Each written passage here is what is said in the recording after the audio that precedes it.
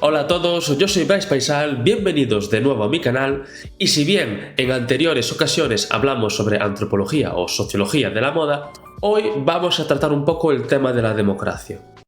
A lo largo de su historia, la humanidad presentó diversas formas de gobierno no democráticas. Durante siglos aceptamos reyes, emperadores o caudillos. Y es que aunque resulte extraño para muchos, no siempre hemos soñado con la democracia.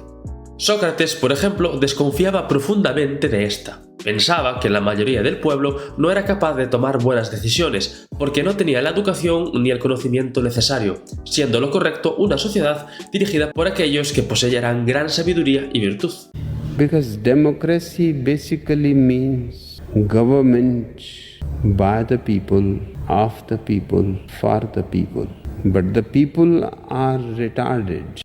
Para Platón, la democracia degeneraba fácilmente en la demagogia, esto es, el gobierno de los que dicen lo que la gente quiere escuchar, prefiriendo una aristocracia de los sabios encabezada por el filósofo rey. Y, para Aristóteles, la democracia suponía el gobierno del pueblo en su propio interés, y no por el bien de todos. Sin embargo, a partir del siglo XVIII, filósofos modernos como Locke, Rousseau y Tocqueville defendieron modelos de gobierno más democráticos, ya sea de democracia representativa o participativa.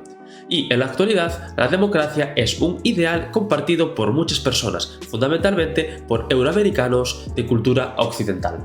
De esta manera, todos los políticos actuales afirman representar los verdaderos valores democráticos, acusando a sus contrarios de implementar medidas autoritarias y totalitarias. Yo soy demócrata y quien diga lo contrario es de ultraderecha. No, yo soy el verdadero demócrata y quien diga lo contrario es un totalitario que quiere acabar con la libertad. No, yo sí que represento los valores de la libertad. Todo el que no piensa como yo es un rojo comunista. Aquí, el único democrático soy yo. Todos los demás son fascistas. Pero pese a que muchos estados se autoproclamen democráticos, un importante sector de la población de cada uno de ellos está convencido de que el sistema político en el que viven no es una verdadera democracia, afirmando que el pueblo sigue sin tener voz y que el poder sigue en manos de los de siempre.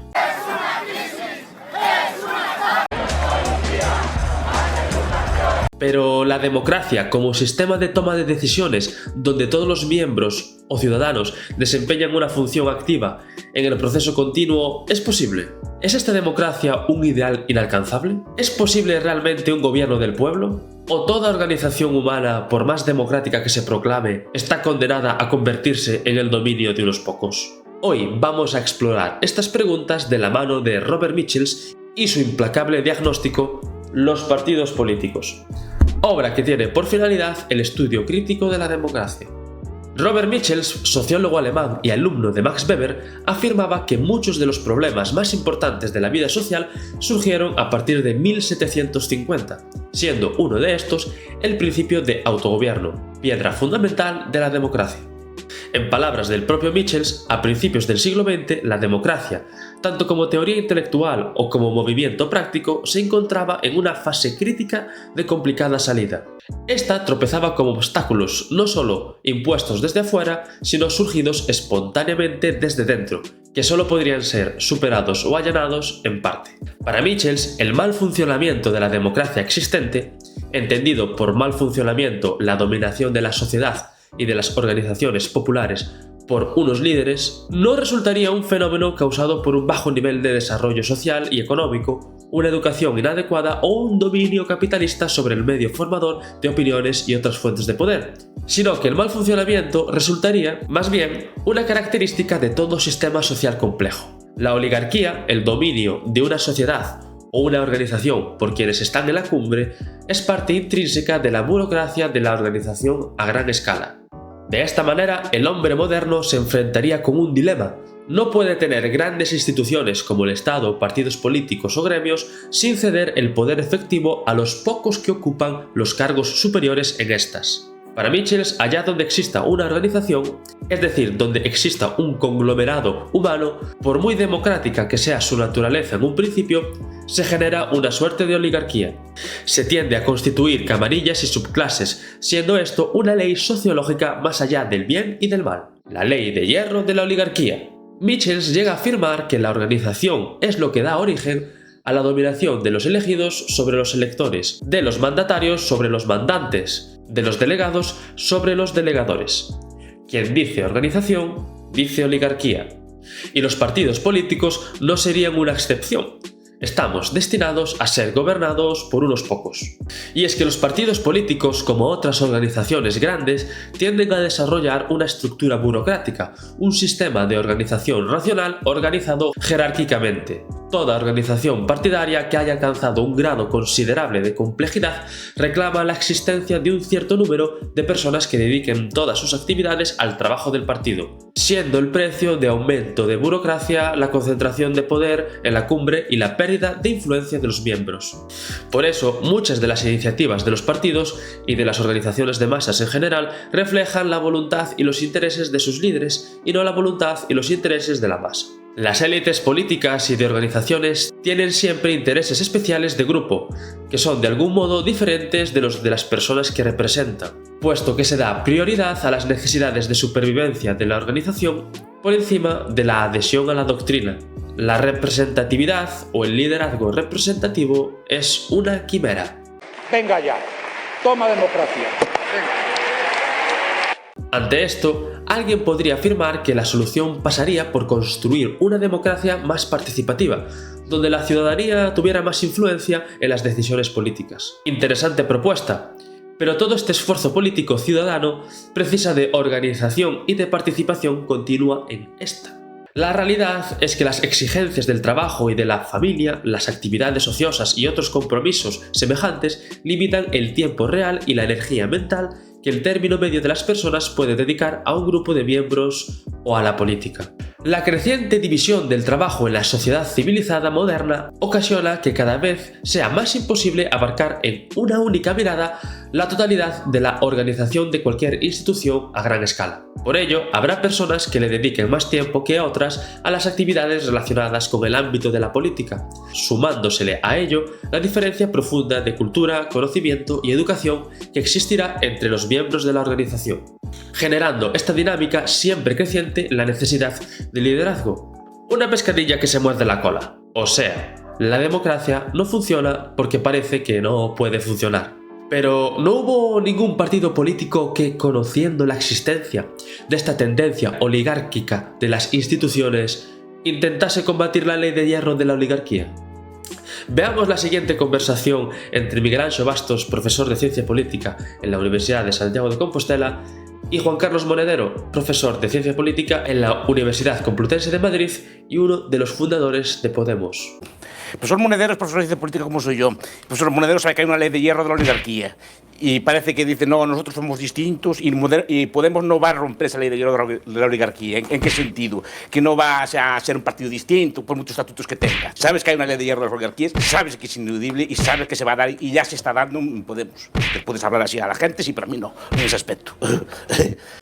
Como conocemos bien la ley de hierro de la oligarquía y sabemos que afecta a todo el mundo y nadie está libre, hemos planteado 3 propuestas en nuestros estatutos.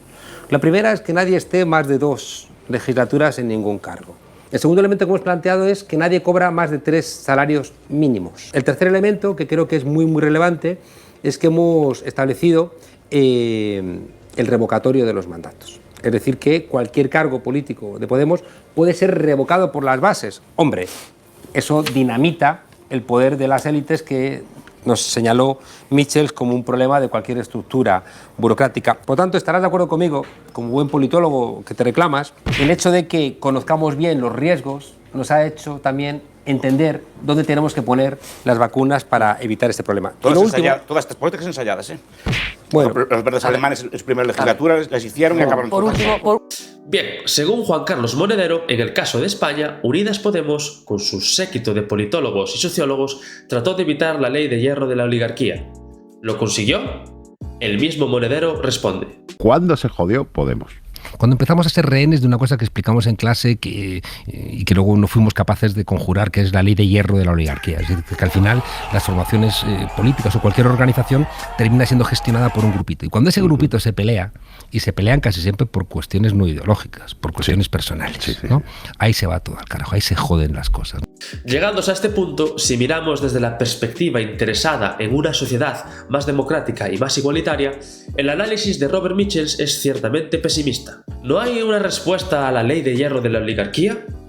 ¿Alguna alternativa? Michels, cuando escribió Los partidos políticos, todavía apoyaba con vehemencia la lucha en favor de más democracia como un medio de reducir las tendencias oligárquicas. Pero tras haber demostrado que la democracia es un imposible y que los líderes democráticos eran, en realidad, hipócritas, ya no pudo seguir creyendo en las ideologías y movimientos democráticos. Pero si todos los políticos son oligarcas, entonces, ¿cómo nos asegura la política que los líderes resolverán los grandes problemas y las necesidades del cambio social? Michels descubriría la respuesta en los líderes carismáticos y fuertes, siendo estos, según él, personas dotadas de extraordinarias cualidades congénitas, a veces calificados con justicia de sobrenaturales y, en todo sentido, siempre muy por encima del nivel general. En virtud de tales cualidades se los consideraría, según Michels, capaces, y a menudo lo serían, según él, de realizar proezas y aún cosas milagrosas. Así es, Michels llegó a aceptar la idea de que el mejor gobierno